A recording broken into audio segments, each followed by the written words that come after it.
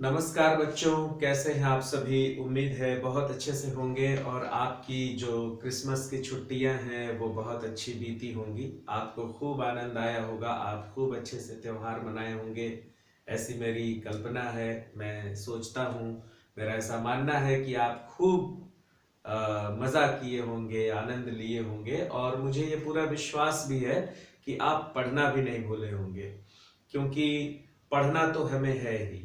छुट्टियां तो मनोरंजन के लिए हुआ करती हैं, थोड़ा बहुत आराम के लिए हुआ करती हैं, लेकिन पढ़ना सतत निरंतर जारी रखना चाहिए। चाहे वो छुट्टी का दिन हो, चाहे वो स्कूल लगने का दिन हो। जो पढ़ने का एक नियत समय है बच्चों, उसे हमें कभी खोना नहीं चाहिए, हमें पढ़ना चाहिए। हमारे पास एक निश्चित टाइम टेबल होना चाहिए और उस टाइम टेबल को आधार बनाकर हमें पढ़ना ही चाहिए। आप ये समझ लीजिए कि जिस बच्चे ने टाइम टेबल का पालन किया, समय सारणी का पालन किया, वह बच्चा बहुत सफल होगा। और जिस बच्चे ने टालने की कोशिश की, जिस बच्चे ने ये सोचा कि आज नहीं कल पढ़ लेंगे, आज ही छुट्टी है, आज खेल लेते हैं थोड़ा सा, कल पढ़ लेंगे, आप बिल्कुल मान के चलिए कि ऐसे बच्चे अगर अपने आप को जल्दी नहीं संभाले तो स्थिति हाथ से निकल जाएगी। क्योंकि आप एक दिन नहीं पढ़ते हैं बच्चों, तो आज का काम कल पे चला जाता है, फिर कल का काम दो गुना हो जाता है, फिर यदि आप कल का भी समय छोड़ दिए तो कल का काम भी परसों पे चला जाता है। तो कल का 2 दिन का काम और परसों का 1 दिन का काम, 3 दिन का काम एक ही दिन में। फिर जब आप परसों भी आलस करते हैं और कहते हैं अरे चलो एक दिन बाद से शुरू कर देंगे, तो इस तरह से हर पिछले दिन का बर्डन, हर पिछले दिन का भार आपके अगले दिन पर पड़ने लगता है और आप फिर अंत में परेशान हो जाते हैं, हताश हो जाते हैं, आपके नंबर खराब हो जाते हैं। इसलिए हमें हमेशा समय सारणी का पालन करना चाहिए। हमेशा हमें एक समय सारणी बनाना चाहिए और हमें कोशिश करना चाहिए कि हम उस समय सारणी का पालन करें, चाहे छुट्टी का दिन हो और चाहे विद्यालय लगने का दिन हो। ठीक है बच्चों, तो उम्मीद करता हूं कि आप भी खूब पढ़े होंगे। और आपको याद है ना, हमने जब स्कूल लग रहा था तो हमने क्या पढ़ा था ऑनलाइन? हमने पढ़ा था अपनी सजीव कक्षा में, अपरिक्ष्य न कर्तव्यम, बिना विचारे जो करे सो पाछे पछताए, काम बिगाड़ो आपनु जग में होत हसाए, जग में होत हसाए चित्त में चैन न पावे, खटकत है जी माही कियो जो बिना विचारे। गिरधर की कुंडलियां मैंने आपको बताया था ना। तो अपरीक्ष्य कर्तव्यम, वो कहानी याद करिए जिसमें ब्राह्मणी ने जब यह देखा कि नेवले के मुंह पर खून लगा हुआ है तो उसे लगा कि कहीं इसने मेरे बच्चे को तो नहीं मार दिया। फिर उसने पानी से भरा हुआ घड़ा सांप के ऊपर फेंक दिया, नेवले के ऊपर फेंक दिया और नेवला मर गया। और अंदर जाकर के उसने देखा तो नेवले ने सांप को मारा है और बच्चे की रक्षा की है। फिर वह विलाप करने लगी, इतने में देवदत्त ब्राह्मण आ गया। फिर दोनों मिलकर के रोने लगे कि हमसे बहुत बड़ी गलती हो गई, तो अब पछताने से क्या होता है। तो यही कहानी है। तो हमने इसे पढ़ लिया था, मैंने आपसे इसका आदर्श वाचन भी करवाया था, मैंने खुद भी पढ़ा था और मैंने आप लोगों को इसका अर्थ समझाया था। अब चलिए, चूंकि हम इसका अर्थ लिखते हैं और आप लोगों ने कहा था कि सर व्हाइट बोर्ड में लिखने से अच्छा है कि आप हमें स्क्रीन पे दीजिए, हम स्क्रीन पे पॉज करके लिखेंगे।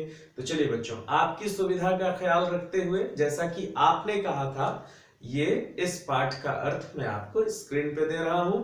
इस पाठ का अर्थ आपके स्क्रीन पे अब आपको दिखाई दे रहा है और मेरी आवाज इसके पीछे आपको सुनाई दे रही है। सुनिए।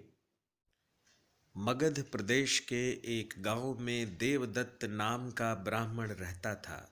उसके एक नवजात बेटा था। उसके घर में एक नेवला भी था। ब्राह्मणी उस नेवले को बचपन से बेटे की तरह पालती थी। एक बार वह ब्राह्मणी जल लाने के लिए तालाब को गई। ब्राह्मण अपने पुत्र की रक्षा के लिए घर पर ही रुक गया। उसी समय राजा के महल से आमंत्रण आया। वह नेवले को पुत्र की रक्षा का आदेश देकर राजमहल चला गया। उसी समय एक काला सांप बिल से निकलकर बालक के पास आ गया। उस सांप के साथ भयंकर युद्ध करके नेवले ने उसके टुकड़े टुकड़े कर दिए और इस प्रकार बालक की रक्षा की। उसका मुंह रक्त से सना हुआ था। वह ऐसी ही अवस्था में ब्राह्मणी को यह समाचार देने के लिए बाहर भागा। उसे देखकर ब्राह्मणी ने सोचा, निश्चय ही इस नेवले ने मेरे पुत्र को मार दिया है। इसलिए उसने क्रोध में उसके ऊपर पानी का घड़ा फेंक दिया, जिससे वह नेवला वहीं गिर गया और मर गया। जब उस ब्राह्मणी ने घर में अपने पुत्र को सुख से सोते हुए देखा और सांप को मरे हुए देखा तो वह दुखी हो गई। ब्राह्मण भी राजमहल से लौट आया। उसने कहा, बिना जांचे परखे तुमने यह क्या कर दिया? वे दोनों मिलकर विलाप करने लगे। सत्य ही कहा गया है, बिना जांचे परखे कुछ नहीं करना चाहिए। भली प्रकार सोच समझकर ही करना चाहिए, अन्यथा ब्राह्मण और नेवले के समान बाद में पछतावा ही होता है। तो बच्चों, उम्मीद है कि आपको बहुत अच्छा लगा होगा लिखने में और आप बहुत आसानी महसूस किए होंगे। खूब अच्छे से आपने प्रश्न पाठ का अर्थ आपने उतार लिया है। अब चलिए हम अपनी कक्षा को आगे बढ़ाते हैं और हमेशा की तरह जब हम पाठ का हिंदी में अनुवाद लिख लेते हैं तो हम प्रश्न और अभ्यास लिखते हैं, है ना। तो चलिए, मैं यहाँ पर प्रश्न और अभ्यास पहले से मैंने यहाँ लिख के रखा हुआ है। ये जो आप देख रहे हैं, जानते हैं मैं ये क्यों करता हूं? ये एक तकनीकी कारण है। आप भी समझते होंगे जब आप कैमरे का इस्तेमाल करते होंगे। जब आप कैमरे को फोकस करते हैं तो एक पॉइंट चाहिए होता है, एक बिंदु चाहिए होता है जिस पर आपका कैमरा फोकस हो। तो इसे फोकस करने के लिए मुझे ये नीले कलर का एक फूल बनाना पड़ता है। ठीक है, आप भी आगे से याद रखिएगा। तो चलिए प्रश्न और अभ्यास शुरू करते हैं। मैं इसे मिटाता हूं। प्रश्न क्रमांक 1।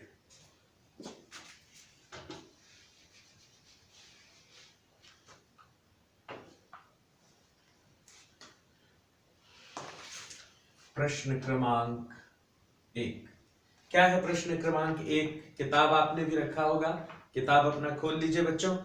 निम्नलिखित प्रश्नों के संस्कृत में उत्तर दीजिए। आपको संस्कृत में उत्तर देना है। पहला प्रश्न है, ब्राह्मण कुत्र वसते स्म। ब्राह्मण कहाँ निवास करता था? ब्राह्मण गांव में निवास करता था। जैसे ही आप पन्ना पलटेंगे, मगध प्रदेशस्य एकस्मिन् ग्रामे देवदत्त नाम ब्राह्मण वसति स्म। आप चाहे तो सिर्फ गांव लिख सकते हैं, लेकिन आप लिख लें कि मगध प्रदेशस्य एकस्मिन् ग्रामे। तो ब्राह्मण कुत्र वसति स्म? क।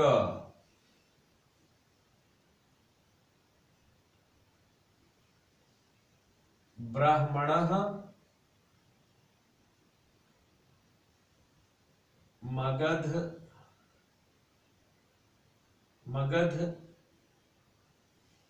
प्रदेशस्य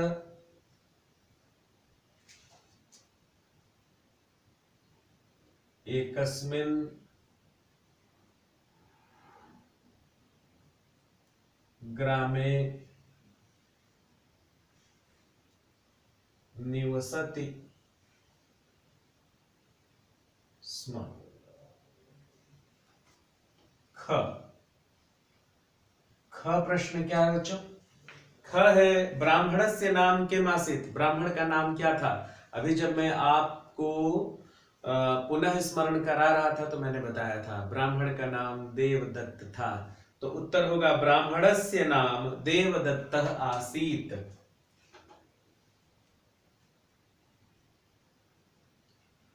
ब्राह्मणस्य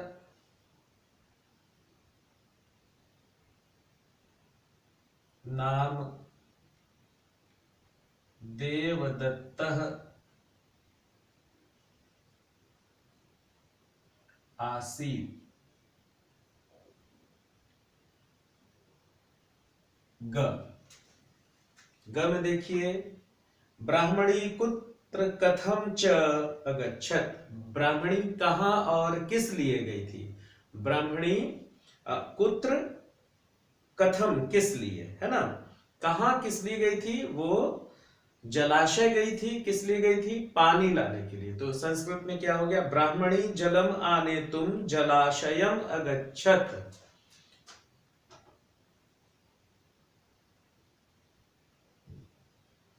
ब्राह्मणी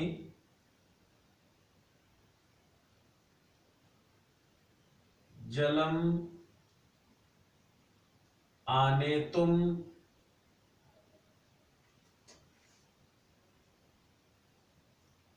जलाशयम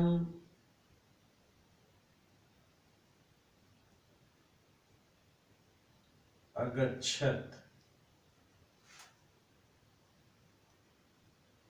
ब्राह्मणी जलम आने तुम जलाशयम अगच्छत। घ नकुलः किम अकरोत्। नेवले ने क्या किया? नेवले ने क्या किया? सर्पम खंडशः कृत्वा, सांप को टुकड़े टुकड़े करके, है ना। नकुलः सर्पम खंडशः अकरोत्।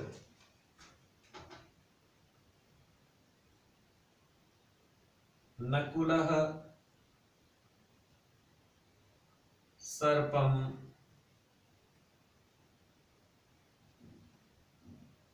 खंडशः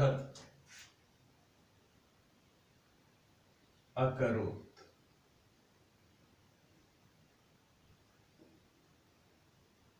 नकुलः सर्पम खंडशः अकरोत्। अगला है किं न कर्तव्यम। क्या नहीं करना चाहिए? अपरीक्ष्य न कर्तव्यम, बिना विचारे कोई काम नहीं करना चाहिए।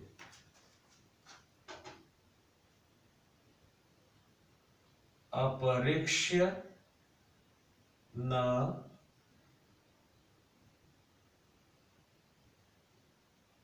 कर्तव्यम। अब आप इसे बच्चों बढ़िया से उतार लीजिए, मैं हट जाता हूं, और आप इसे चाहें तो पॉज करके लिख सकते हैं। अब आइए प्रश्न 2 पे हम लोग विचार करें बच्चों। मुझे उम्मीद है आप इसे लिखते होंगे। आप पॉज करके लिख लें बच्चों। अब हम प्रश्न 2 की ओर बढ़ते हैं, और मैं इसे मिटा देता हूं।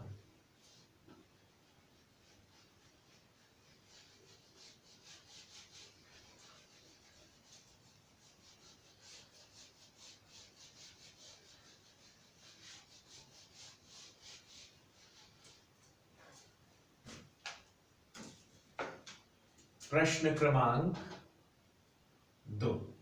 प्रश्न क्रमांक 2 है बच्चों, रिक्त स्थानों की पूर्ति कीजिए। तो क से लेकर च तक है। मैं रिक्त स्थानों की पूर्ति क्रमशः करता हूं। मैं सिर्फ शब्द लिखूंगा, क्रम से लिखूंगा। आप उसे अपनी कॉपी में उतार लेंगे और किताब में पेंसिल से, पेन से नहीं, पेंसिल से भर लेंगे। ठीक है, मैं यहां लिखता हूं। पहला है, ब्राह्मणस्य एकः नवजातः पुत्रः आसीत्। ब्राह्मण का एक अभी अभी जन्मा हुआ पुत्र था। ब्राह्मणी तम खाली स्थान पुत्रवत पालयति स्म। किसको पुत्रवत पालयति? किसको पुत्रवत पालती थी? नकुलम। तो ब्राह्मणी तम नकुलम, ब्राह्मणी तम नकुलम पुत्रवत पालयति स्म। उसके बाद क्या होगा? ग नकुलः खाली स्थान सह भीषणम युद्धम अकरोत्। नकुल ने किसके साथ भीषण युद्ध किया? सर्पेण सह। तो यहां पर हो जाएगा नकुलः सर्पेण, सांप के साथ, सर्पेण सह भीषणम युद्धम अकरोत्। उसके बाद है नकुलस्य मुखम खाली स्थान लिप्तम अभवत्। नेवले के मुंह में खाली स्थान लिप्त था, रक्तम, खून लगा हुआ था, है ना। तो नकुलस्य मुखम रक्तेन लिप्तम अभवत्। नेवले का मुंह रक्त से लिप्त था, खून से लथपथ था।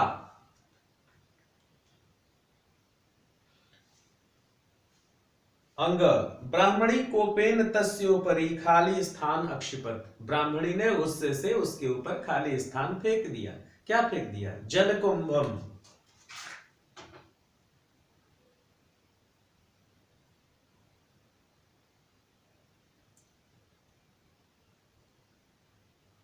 जल से भरा हुआ घड़ा।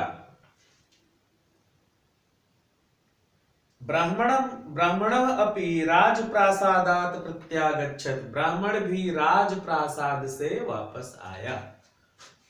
च राज प्रासादात। तो बच्चों इस तरह से क से च तक ये खाली स्थान था, रिक्त स्थान था, इसे आप लिख लीजिए।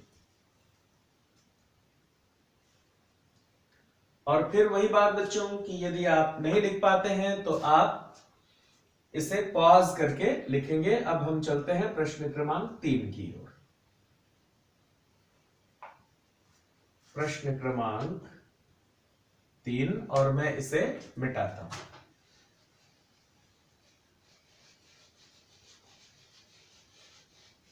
चलिए आइए देखिए प्रश्न क्रमांक 3 क्या है बच्चों। प्रश्न क्रमांक 3 है संधि विच्छेद कीजिए।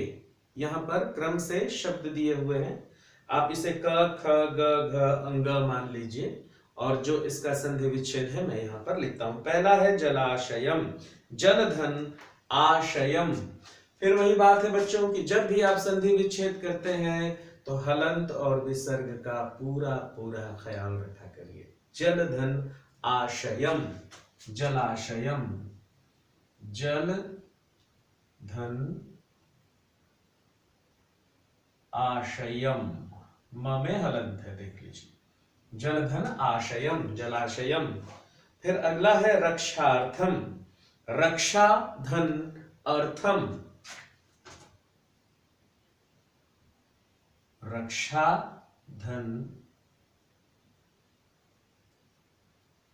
अर्थम, रक्षार्थम। ठीक है बच्चों। अगला शब्द है लिप्तम अभवत, लिप्तम धन अभवत, लिप्तम धन अभवत।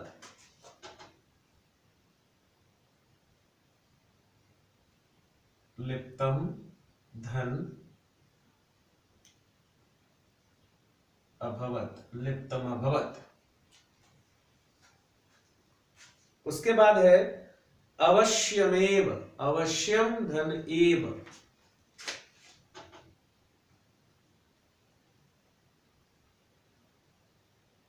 अवश्यम धन एव। बच्चों ध्यान रखिएगा ये एव है, उसके ऊपर मात्रा नहीं है, ऐव नहीं है, एव। बहुत सारे बच्चे यहां पर मैं आपको बता दूं, इसको बोलते हैं ए और इसको बोलते हैं ऐ, ऐसा करके बच्चे लिखते हैं, ये बिल्कुल गलत है। सही क्या है, ये है ए, इसके ऊपर एक भी मात्रा नहीं है, ए, और ये है ऐ, ये सही है। ठीक है, ये आप अगर ऐसे ए और ए लिखते हैं तो ये गलत है, ए और ए ऐसे लिखा जाता है। अब अंग, अगला देखिए सत्यमेव, सत्यमेव जयते, सत्यम धन एव,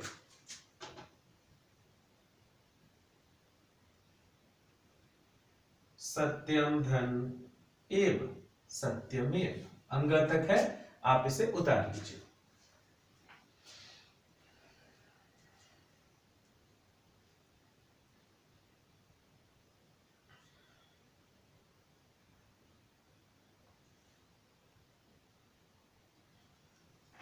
तो ठीक है बच्चों, आप इसे अगर नहीं उतार पाए हैं तो पॉज करके उतार लीजिएगा। मैं आगे बढ़ता हूं। अब हम चलते हैं प्रश्न क्रमांक 4 की ओर।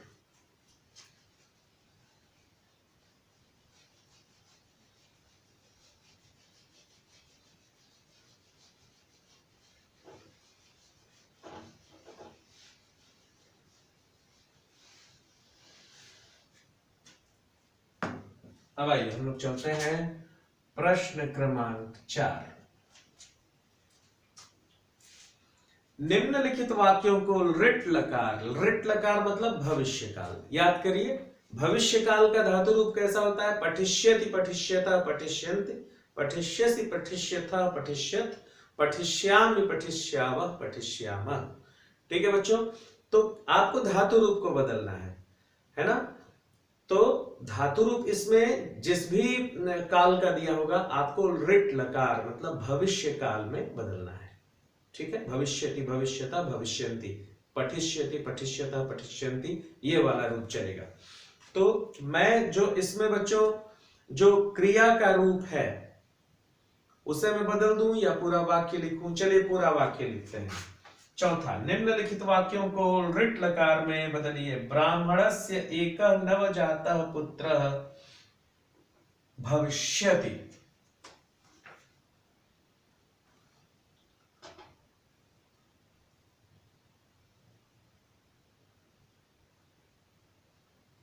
ब्राह्मणस्य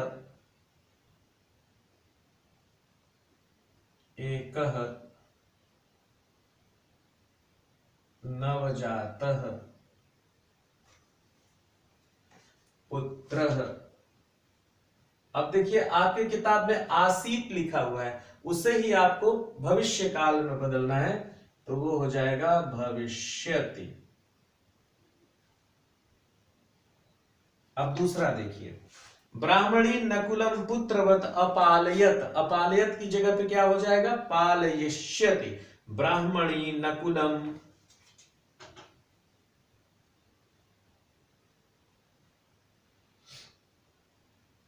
ब्राह्मणी नकुलम पुत्रवत अपालयत है, पालयिष्यति।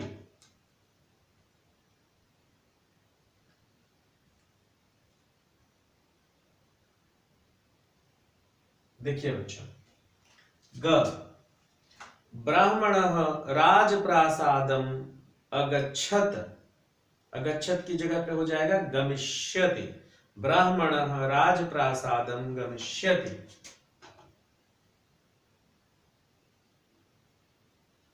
ब्राह्मणः राजप्रासादम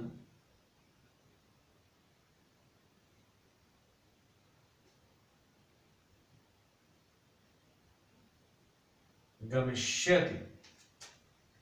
अब अगला हो जाएगा, नकुलः सर्पात बालकम अरक्षत रक्षिष्यति। नकुलः सर्पात बालकम रक्षिष्यति। नकुलः सर्पात बालकम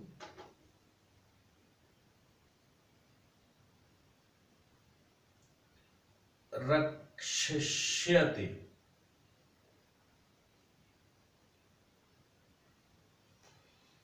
और अंतिम है, अन्ते तौ विलापम अकुरुताम। तौ द्विवचन हो गया बच्चों। अभी तक आप देख रहे थे कि ब्राह्मण, ब्राह्मणी, ब्राह्मणः, नकुलः, ये सभी जो था वो प्रथम पुरुष, ठीक ना? प्रथम पुरुष एक वचन था, इसलिए भविष्यति, पालयिष्यति, गमिष्यति, रक्षिष्यति सब में एक ही पैटर्न चल रहा था। लेकिन अब आप देखिए कि यहां पर तौ मतलब दोनों आ गए। सह तौ ये भी प्रथम पुरुष ही है, लेकिन ये द्विवचन हो गया। तो गमिष्यतः अह वाला आ जाएगा, तो क्या हो जाएगा? अन्ते तौ विलापम करिष्यतः। अन्ते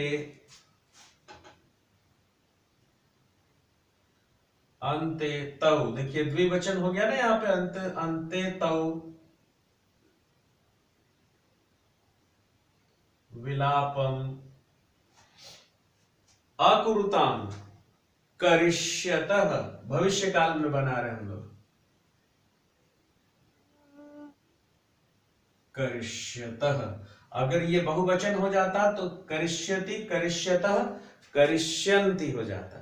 ठीक है, अगर तौ की जगह पर ते हो जाता, अन्ते ते विलापम करिष्यति, करिष्यतः, करिष्यन्ति। तो ठीक है बच्चों, अब ये आप देख लीजिए,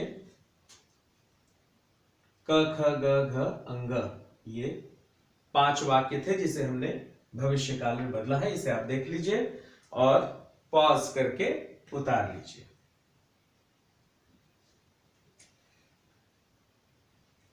तो ठीक है बच्चों, अब मैं इसे मिटाता हूं और अगला प्रश्न भी बहुत ही आसान है। आपको उपसर्ग अलग करना है। मैं फिर से बता दूं बच्चों, यदि आप नहीं लिख पाए हैं तो पॉज करके, पीछे जाके पॉज करके और लिख लीजिए।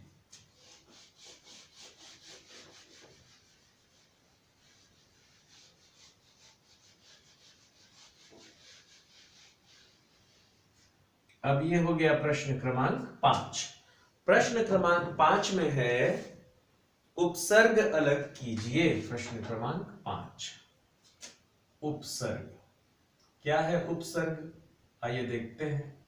उपसर्ग तो आप सभी जानते ही हैं कि किसी भी मूल शब्द के पहले लगने वाले शब्द को उपसर्ग कहते हैं, ठीक है। और बाद में लगने वाले शब्द को क्या कहते हैं? प्रत्यय कहते हैं, ठीक है। किसी भी मूल शब्द के पहले लगने वाले शब्दांश को जिसका अपना कोई अर्थ नहीं होता उसे उपसर्ग कहते हैं, और किसी भी शब्द के अंत में लगने वाले शब्दांश को जिसका अपना कोई अर्थ नहीं होता लेकिन शब्द के साथ लगते हैं वे और शब्द का अर्थ बदलते हैं, उसे हम प्रत्यय कहते हैं, ठीक है। तो यहां हमको उपसर्ग देखना है। तो पहला प्रश्न है आने तुम, तो इसमें उपसर्ग है आ। दूसरा प्रश्न है निर्गत्य, निर।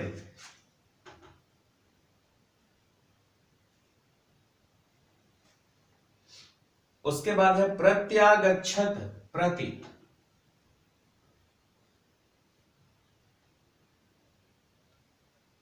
उसके बाद है संतापः, सम।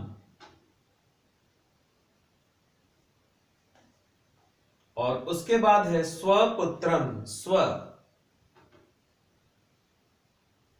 देख लीजिए बच्चों, इसे आप उतार लीजिए।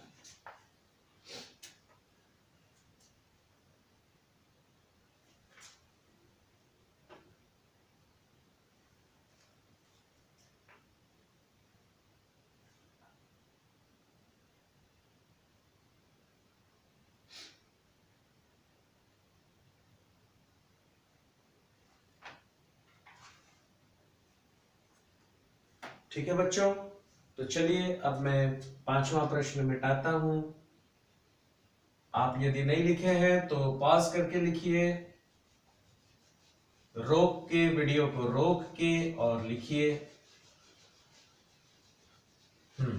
अब चलिए हम अगले प्रश्न की ओर चले, और हमारा अगला प्रश्न है प्रश्न क्रमांक 6। प्रश्न बनाना है बच्चों, ये बहुत ही महत्वपूर्ण प्रश्न है। आप प्रश्न कैसे बनाते हैं? रेखांकित शब्दों के आधार पर। यहां पर जो रेखांकित शब्द दिए गए हैं उन्हें आप बदल कर उनकी जगह पर कुछ ऐसे शब्द रखें जिससे कि यह वाक्य प्रश्न बन जाए, ठीक है। तो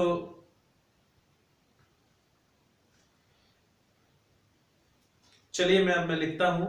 तो बच्चों हम ऐसा करते हैं कि जो रेखांकित शब्द है उसकी जगह पे हम क्या रखें कि प्रश्न बन जाए, ठीक है।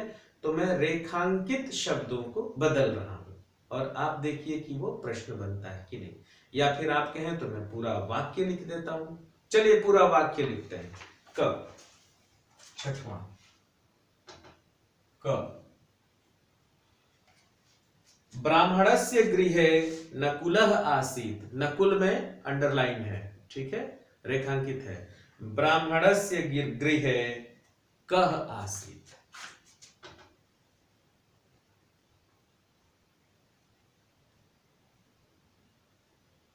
ब्राह्मणस्य गृहे कः, देखिए यही है, इसे ही हमने बदला है, कः आसीत।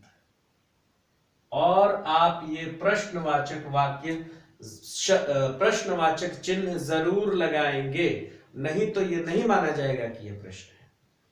प्रश्नवाचक चिन्ह लगाना बहुत ही जरूरी है। ख, देखिए ख में है ब्राह्मणम स्वपुत्रस्य रक्षार्थम गृहे अतिष्ठत्। ब्राह्मण अपने पुत्र की रक्षा के लिए घर में बैठा। तो अपने पुत्र की रक्षा के लिए, तो वहां पर हो जाएगा किस लिए। तो किस लिए को संस्कृत में कहते हैं किमर्थम। तो ये हो जाएगा ब्राह्मणम, ब्राह्मणः किमर्थम गृहे अतिष्ठत।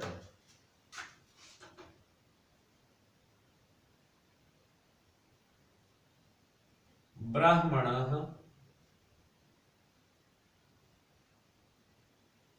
किमर्थं ब्राह्मणः किमर्थं गृहे अतिष्ठत्।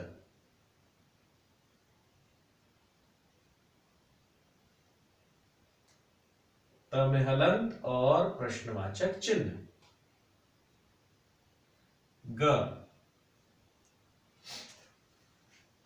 ग है नकुलं दृष्ट्वा ब्राह्मणी अचिंतयत। नेवले को देखकर ब्राह्मणी ने सोचा। किसे देखकर ब्राह्मणी ने सोचा? नकुला में रेखांकित, नकुला को रेखांकित किया हुआ है तो नकुला को बदलिए नकुला। कम दृष्ट्वा, कम दृष्ट्वा, कम यहां पर किमर्थम है। कम दृष्ट्वा किसे देखकर? कम दृष्ट्वा ब्राह्मणी अचिंतयत।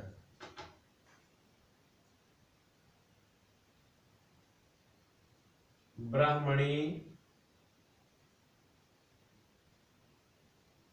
अचिंतयत।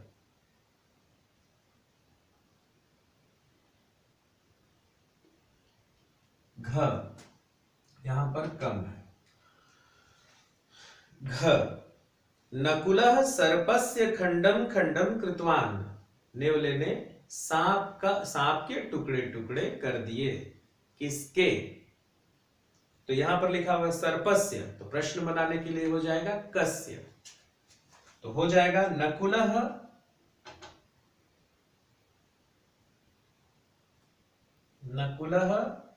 कस्य, नकुलः कस्य खंडम खंडम कृतवान।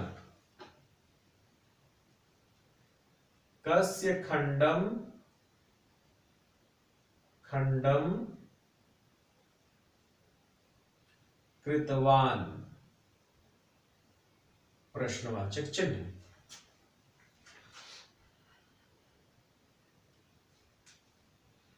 अब अंतिम है अंग। अंग क्या है देखिए। अंग है नकुलः सर्पेण सह युद्धम अकरोत्। नेवले ने सांप के साथ युद्ध किया। किसके साथ युद्ध किया? केन सह। तो नकुलः केन सह युद्धम अकरोत्।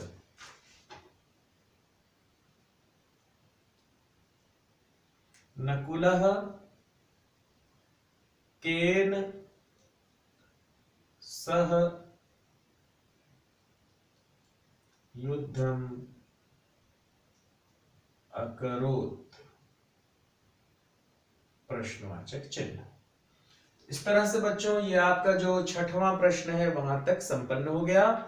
और सातवां जो प्रश्न है बच्चों, आपका जो सातवां प्रश्न है उसे मुझे लगता है कि आपको स्वयं करना चाहिए, क्योंकि इसमें 3 विकल्प हैं, तीनों में से किसी एक को चुनना है। बिल्कुल एकदम हिंदी जैसा है। फिर भी मैं आपको बता दूं, लेकिन मैं यहां नहीं लिखवाऊंगा, आपको खुद करना है, ये गृह कार्य है। ब्राह्मणस्य नाम आसीत। ब्राह्मण का क्या नाम था? देवदत्त। ठीक है। ब्राह्मणी जलम आने तुम अगच्छत। ब्राह्मणी पानी लाने के लिए गई। कहां गई? जलाशय। बिलात निर्गत्य बालकस्य समीपे आगच्छत। बिल से निकलकर लड़के के पास आया। क्या आया? एकः कृष्ण सर्पः। एक काला सांप। कदापि न कर्तव्यम। कभी नहीं करना चाहिए। अपरीक्ष, बिना विचारे। अपरीक्ष न कर्तव्यम। ठीक है। तो इस तरह से बच्चों ये जो पाठ है आपका यहीं पर समाप्त होता है। और मुझे उम्मीद है कि आपको ये पाठ अच्छी तरह से समझ में आ गया होगा। आपने इसका जो प्रश्नोत्तर है बहुत अच्छे से कर लिया होगा बच्चों। और इसके बाद भी यदि आपको कोई परेशानी होती है, मैंने बहुत साफ साफ लिखा है, यदि आपको इसके बाद भी कोई परेशानी आती है तो आप मुझसे जरूर पूछ सकते हैं, व्हाट्सएप कर सकते हैं, फोन कर सकते हैं, कमेंट बॉक्स में लिख सकते हैं, जैसी आपकी सुविधा हो। ठीक है बच्चों। तो उम्मीद करता हूं कि आपको आज की कक्षा बहुत अच्छी लगी होगी। आपने वीडियो बहुत मन लगा के देखा होगा। पॉज करके लिखा करिए यदि वीडियो आगे बढ़ जाता है तो, है ना। इसीलिए तो मैं वीडियो बनाता हूँ कि आप बहुत आसानी से लिख सकें। तो उम्मीद करता हूँ कि आपको अच्छा लगा होगा। मुझे अनुमति दीजिए, अगली कक्षा में हम फिर मिलेंगे। नमस्कार।